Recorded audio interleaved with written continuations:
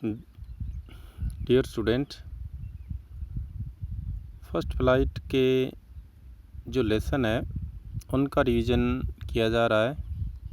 और आज जो लेसन जिसका हम रिवीजन कर रहे हैं, जिसकी समरी कर रहे हैं, वो है from the diary of Anne Frank. इसकी पहले हम समरी को समझेंगे और उसके बाद जो उसके क्वेश्चन आंसर है वो भी करेंगे।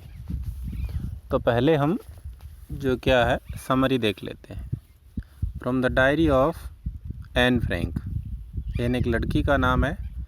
उसने एक डायरी लिखी जो कि एक जेविश गर्ल है, यहूदी लड़की है, जर्मन बॉर्न है। उसने डायरी लिखी युद्ध के दौरान और बाद में वो डायरी जब लोगों के सामने आई तो कितनी वो लोगों ने पढ़ी, कितनी लोगों को उससे प्रेरणा मिली, उसी के बारे में क्या है ये लेसन है। This story is an extract from the Anne Frank's diary. ये जो स्टोरी है जो आपके लेसन में है, ये एक भाग है, एक्सट्रैक्ट है।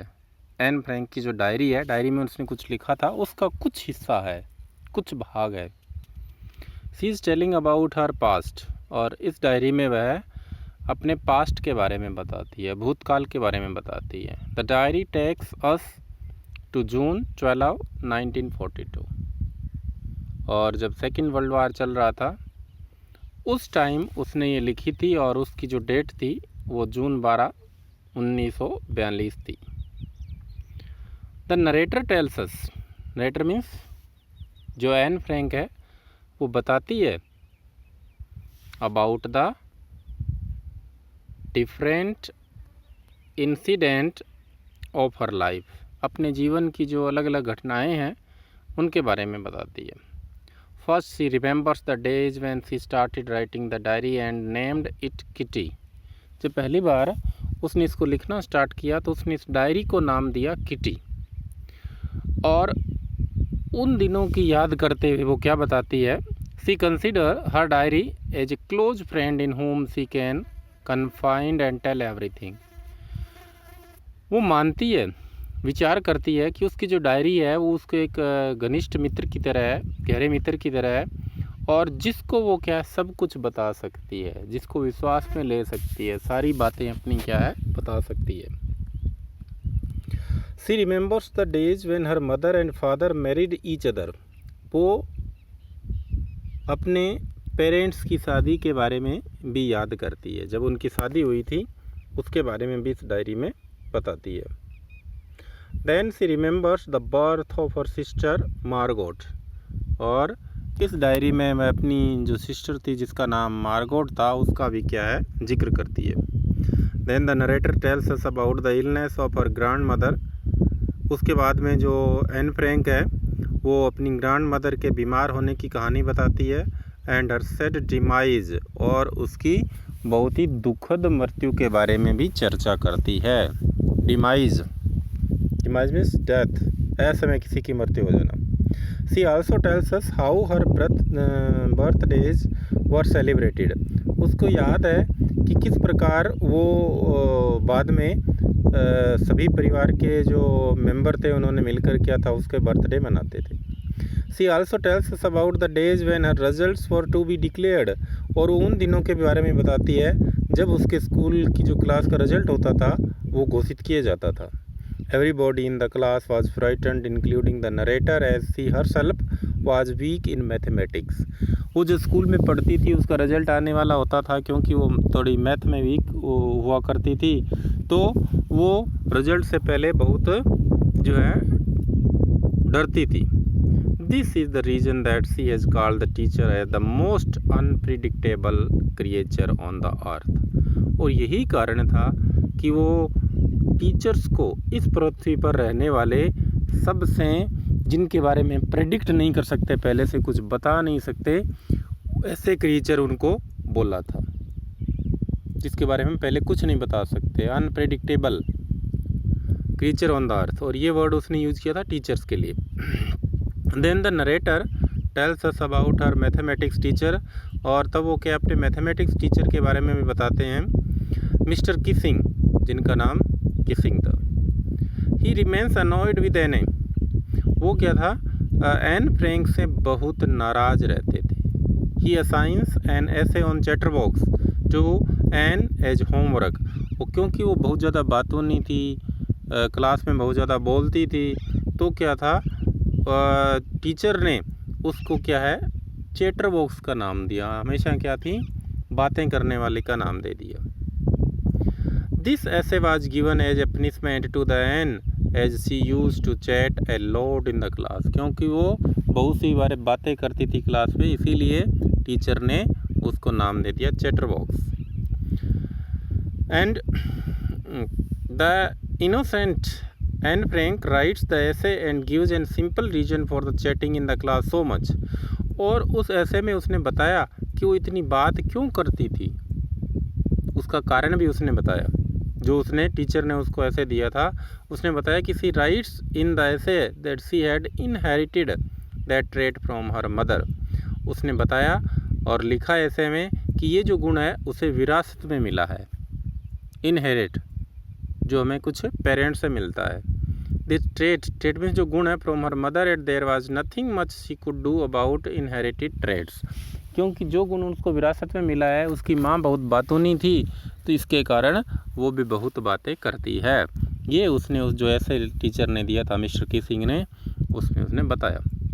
As the narrator kept chatting in the next class also, और उसके बाद में जो एन फ्रैंक थी वो नेक्स्ट जो पीरियड आया उसमें भी जो है वो बातें कर रही थी। Mister Keesing assigned her another essay as class work in title, तो मिस्टर किसिंग ने क्या किया, उसको एक ऐसे और दे दिया जिसका टॉपिक था क्वेक क्वेक क्वेक, जो बतख होती है जिस प्रकार काम काम करती रहती है, उसी तरह क्योंकि वो बहुत बातूनी थी तो इस टॉपिक पे उस टीचर ने उसे ऐसे दिया। और sad mistress chatterbox her friend and helped her right the ऐसे इन वर्स, और उसकी फ्रेंड ने उसको पोएम के रूप में लिखने में सहायता की। Anne finished her poem with a touching story in it, और एन फ्रैंक ने वो जो एक पोएम लिखी और एक बहुत ही क्या टचिंग, बहुत ही हृदय विदारक, बहुत ही क्या दिल को छूने वाली क्या है स्टोरी भी इसमें क्या इंक्लूड कर दी। The duck killed his ducklings, उसने उस पोएम में क्या लिखा कि डक ने, बतख ने अपने जो बच्चों को क्या है मार दिया, only because they use to quack so much, क्योंकि वो ज़्यादा काम काम करते थे, ज़्यादा जो है बोलते थे। This incident changed mister Keesing's attitude, और इसके बाद मिस्टर किसिंग का जो है उसके प्रति जो दृष्टिकोण था वो बदल गया। And stopped punishing Anne Frank, और उसको क्या है जो क्या पनिशमेंट जो देने से वो क्या है रुक गए। उसके बाद उन्होंने उसको पनिशमेंट नहीं दिया क्योंकि उसने उसका सही रीज़न बता दिया कि उसका कारण क्या था। कुछ क्वेश्चन है, हमने क्वेश्चन भी देख लेते हैं। Was Anne Frank right when she said that the she would not be interested in the musing of A 13-year-old girl, क्या जब एन फ्रैंक जब ये कहती थी कि जब एक 13 साल की लड़की कुछ लिखेगी तो पढ़ने वाला क्या है इसमें ज़्यादा इंटरेस्ट नहीं लेगा, क्या वो जब ये बात कह रही थी तो ठीक थी? No, Anne Frank was not right when she said that the world would not be interested in the musings of the 13-year-old girl, कि 13 साल की लड़की के जो विचार है, म्यूजिंग्स है, थिंकिंग है, उनसे क्या है संसार के लोग सहमत नहीं होंगे। हर डायरी बिकेम वेरी पॉपुलर, उसकी डायरी बहुत क्या प्रसिद्ध हुई। एंड वाज वाइडली रेड, और उसको बहुत ज़्यादा पढ़ा गया। It was published after her death, और लेकिन ये जो उसकी डेथ के बाद प्रकाशित हुई। And was translated into the several languages, और उसको कई लैंग्वेज में क्या है ट्रांसलेट भी किया गया। Second question, there are some example of diary और journal entries in the before you read section, compare these with that Anne writes in her diary. What language was the diary originally written in? कि आपने जो lesson पढ़ने से पहले जो diary में कुछ एंट्रीज दे रखी है, कुछ बिगिनिंग में दे रखा है, वो आपने पढ़ा होगा। और कहता है आप इसमें कंपेयर कीजिए, इसकी तुलना कीजिए these with the what and rights in her diary, जो अपनी डायरी में लिखती है, किस प्रकार की कौन सी लैंग्वेज उसने ओरिजिनली इसमें जो है यूज़ की, और is in what way and diary different, और ये जो बाकी डायरी से किस प्रकार डिफरेंट थी। दो the N Frank was only 13 when she started writing her diary, वो सिर्फ 13 साल की थी। Yet she became very famous when her diary was published after her death, लेकिन जब उसकी डेथ के बाद उसकी डायरी पब्लिश हुई तो वो बहुत क्या फेमस हो गई। It was translated into several languages, और इसको कई भाषाओं में इसको अनुवाद किया गया, and became one of the most popular books in the world, और ये संसार में बहुत ही प्रसिद्ध किताब बन गई। It was originally written in the Dutch language, ये बिगिनिंग में लिखी गई थी तो डच लैंग्वेज में लिखी गई थी। And diary is a different, ये जो डायरी थी वो बाकी से अलग थी। That it is partly diary and partly memoir and something of a big also, क्योंकि ये कुछ तो स्मृति के रूप में लिखी गई थी और कुछ डायरी के लिखी गई थी आंशिक रूप से, तो ये क्या थी, इसीलिए बाकी डायरी से थोड़ी डिफरेंट थी। थर्ड क्वेश्चन इसमें, why does Anne need to give a brief sketch about her family. Anne Frank को अपनी फैमिली के बारे में एक शॉर्ट में पहले जो है इंट्रोडक्शन क्यों देना पड़ा। Does she treat Kitty as an insider और आउटसाइडर, क्या जो डायरी थी उसको एक इनसाइडर अपने जीवन के बारे में या जो है बाहर के बारे में लिखने के लिए जो है किस प्रकार मानती थी, अपने जीवन के बारे में मानती थी या बाहर के जीवन के मानती थी, क्या इसमें क्या थी, एक्चुअलिटी क्या थी।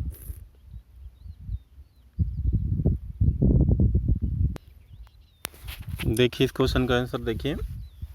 N Frank was a 13-year-old girl, she has no true friend, उसका कोई क्या था, सच्चा मित्र नहीं था, और वो she could share her own thoughts and personal feeling and experience name the diary Kitty, इसीलिए अपने जो कुछ पर्सनल थॉट्स थे, विचार थे, वो क्या थे, उस डायरी के माध्यम से लिखना चाहती थी। विच बिकेम एन इनसाइडर, जो कि बाद में एक इनसाइडर्स की तरह हो गए। She thought that the nobody would understand what she had written, पहले उसको ये लग रहा था कि जो कुछ वो लिखेगी वो कोई किसी के जो है समझ नहीं पाएगा। So she thought it better to give brief sketch about her family, इसीलिए उसने क्या था, बिगिनिंग में अपने परिवार का क्या शॉर्ट में इंट्रोडक्शन दिया। How does Anne feel about her father, her grandfather, mistress Kuperus and mister Keesing, what do these tell you about her, अपने फादर के बारे में, ग्रैंड मदर के बारे में, और जो हेड मिस्ट्रेस थी उसके बारे में, और जो मैथ के टीचर थे इसके बारे में वो क्या सोचती है। And respected her father and loved her grandmother, she missed her very much, वो अपनी ग्रैंड मदर को बहुत याद करती है 1942 की जब उसकी डेथ हो गई थी उसके बाद। She was greatly attached to the head mistress, जो मिस्टर मिसेज कुपरस थी उससे वो क्या थी, बहुत उससे लगाव था, क्योंकि she started weeping when she had bid farewell to her, जब उसने उसको जो है अलविदा कहा था तो वो रोने लग गई थी जब उसको दूसरे स्कूल में जो है जाना था, और क्योंकि बहुत टॉकेटिव थी। However later Anne was able to bring about a change in his attitude because of her tact, लेकिन बाद में अपने विचारों से उसमें थोड़ा जो उसका दृष्टिकोण था उसमें उसने चेंज लेके आई। ऑल दी सो, ये सारी बातें दर्शाती है that N loved and respected her elders and teacher, अपने टीचर का और अपने बड़ों का बड़ा आदर करती थी। And she was both sensible and sensitive, वो बहुत ही संवेदनशील और विचारों को जल्दी आत्मसात करने वाली लड़की थी। What does Anne write in her first essay, first essay में वो क्या लिखती है। Anne was given the task of writing an essay on the subject of a chatterbox, उसको क्या था, चैटर बॉक्स जो है टॉपिक दिया गया था, उस पर ऐसे लिखने को कहा गया था। She wanted to improve the necessity of the talking, और वो जो नेसेसिटी थी बात करने की उसको बताना चाहती थी। रोट एन ऐसे ऑफ द 3 पेजेज, उसने 3 पेज का एक ऐसे लिखा। उसने तर्क दिया, she argued that the talking was an student trait, कि बात करना एक स्टूडेंट का क्या है, वर्च्यू है, आदत है, गुण है, हैबिट है। She wrote that she would never be able to cure herself of it, और वो इसका कभी इलाज नहीं कर पाएगी। और उसने उसका रीज़न क्या बताया, the reason was that her mother talked as much as she did, उसकी माँ उतनी बातें करती थी जितनी वो करती है, और ये गुण उसको क्या विरासत में मिला था। So there was not much she could do about inherited traits. और लास्ट क्वेश्चन है, Anne says teacher are most unpredictable, teachers क्या है उनके बारे में कुछ बता पाना पहले से ही जो है संभव नहीं, उसकी भविष्यवाणी करना जो है संभव नहीं है। इज मिस्टर किसिंग अनप्रिडिक्टेबल, क्या मिस्टर किसिंग अनप्रिडिक्टेबल थे, और थे तो कैसे थे। Teacher are most unpredictable in the sense that they might lose their temper, कि वो कभी भी गुस्सा हो सकते हैं, उस अर्थ में उसका क्या था, छोटी सी बात पे, over a trifle in a classroom, छोटी सी बात पे। And sometimes might ignore major acts of mischief, और कभी कभार कोई बहुत बड़ी शरारत हो उसको भी क्या इग्नोर कर देते हैं, तो उस अर्थ में उनको क्या है ऐसा कह रही थी। Mister kissing was also unpredictable in the beginning, he was very strict and punished and for being talkative, पहले तो उसने क्या है बहुत स्ट्रिक्ट थे, और उसके बातचीत करने के लिए उसको क्या कई बार डांटा, ऐसे लिखने को दिया। But after the third essay his attitude to Keesing changed, लेकिन तीसरे ऐसे के बाद उनका एटीट्यूड पूरी तरह से चेंज हो गया और बहुत ही क्या है लीनियंट, उदार हो गए। He never punished her after, और उसके बाद उन्होंने उसको कभी क्या है पनिशमेंट नहीं दी, और allowed her to talk in the class, और उनको क्या क्लास में जो क्या है बातचीत करने की परमिशन दी। Teacher also are unpredictable in the sense that they can strict और lenient about awarding the marks to student, कि वो मार्क्स देने में कभी तो बहुत स्ट्रिक्ट हो जाते हैं और कभी बहुत ही क्या उदार हो जाते हैं, उस अर्थ में भी क्या है वो अनप्रिडिक्टेबल होते हैं। तो इस प्रकार से इस लेसन की समरी भी क्या है पूरी हुई। Thank you.